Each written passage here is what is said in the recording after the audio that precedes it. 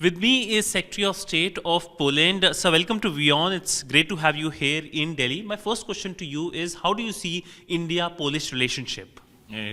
This next month we are going to celebrate the 70th anniversary of establishing diplomatic relationship between India and Poland in 1954, and in the last 70 years we didn't have any problems. So I think it's a good, but it's a good time to start closer relationships, and we should start to cooperate on very many issues, because India is not the country it was in the 50s, and neither are we. India is now the fifth largest economy in the world, and is the largest democracy. We share the common values. We share the way India looks at the world order, and we want to cooperate politically, economically, and in other spheres. So I'm here for a week to spend time at two conferences: the business conference, the Conclave, and the Raisina, the most important political conference in Asia. So you're going to have conversations with your counterpart as well. So what will be the key focus areas when you speak to your counterpart here in Delhi? Well, first of all, it's to get closer bilateral contacts, but also get closer cooperation between India and various formats which exist in Europe. We are part of the so-called Weimar Triangle, which is Germany, France, and Poland. We are also part of the Three Seas initiative, which will link some 13 countries from Northern Europe to Southern Europe on the eastern flank, which is of interest to India. We want to get India involved in playing more role economically and politically. India's trade with Europe is relatively low. Polish trade with Germany is 5 times the size the Indian trade with Germany, and that is slightly difficult to imagine, given that we've got 38 million people and you've got 1.5 billion. So we want India more involved. Also, India should play politically a stronger role in the world, because you are the largest democracy, and we want your involvement. There's lots of cooperation bilateral in renewable energy projects, in digital projects, in modern technologies projects, and so on, which I want to discuss. And we want to, so we want to closer links, closer practical links with our two countries.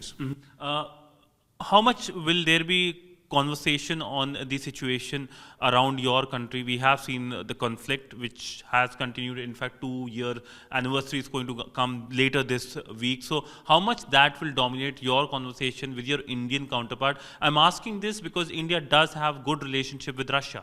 Yes, and I always patiently explain to my Indian colleagues that what we see in Russia is the first colonial imperial war we've had in Europe since 1945. Ukraine used to be a Russian colony. Russia thinks it should still be a Russian colony. United Nations thinks otherwise, and other international bodies, because they recognize, and India too, recognize sovereignty and independence of Ukraine since 1991. So I pointed out to my Indian colleagues that this is not compatible with the rule of law and in international order. Coming back to India ties, there were plans of direct connectivity, direct flight connectivity, which is something that Poland is very keen, that there is direct flight connectivity.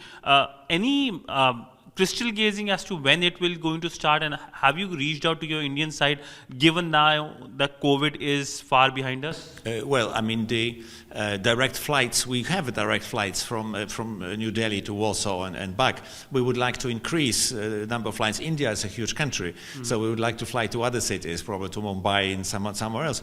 I think we were stopped somewhat by the pandemic, because that stopped all business activities and commercial activities. But I think this is one of the topics of conversation, but I think that is a relatively easy thing to solve. We do have lots of Indians. We have an Indian diaspora in Poland, being very active in business, and so yes, we would like, and there are lots of people coming here. Yes, we would like, of course, to increase the travel also for tourist purposes to India. It's a beautiful country, and for business. So my final question to you is, how is Poland supporting Ukraine? Well, Poland is supporting Ukraine in a variety of ways. First of all, we took 1.5 million Ukrainian refugees, about one million of which still are in the country. We gave them national insurance numbers so they can work.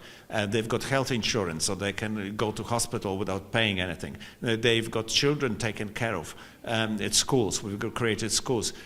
We have housed them. There's not a single refugee camp for Ukrainians in Poland, not a single one. They always, so 80% of these Ukrainians who came to Poland have employment. We help them in Ukraine, providing generators for hospitals. We give humanitarian aid. There are over 100 organizations, NGO organizations in Poland helping Ukrainians in Poland. We are helping the wounded. We evacuated 3,000 wounded and to be hospitalized in 22 countries in Europe, and 300 of women are still being taken care of in Polish hospitals. We do, and we gave them lots of arms. When we lobby for them on the international organizations in the EU, in NATO, in the UN, and everywhere else. So we are very deeply involved in helping them because we think they are being invaded just because they wanted to be free and sovereign. And there's no space for that, for a new colony in Europe or anywhere else for that matter in the 21st century. Well, thank you so much, sir, for speaking to WION. It was a pleasure speaking to you and having you here in Delhi. Thank you so much. Thank you very much indeed. With video journalist Sanjeet Siddhant Sabal for WION in New Delhi.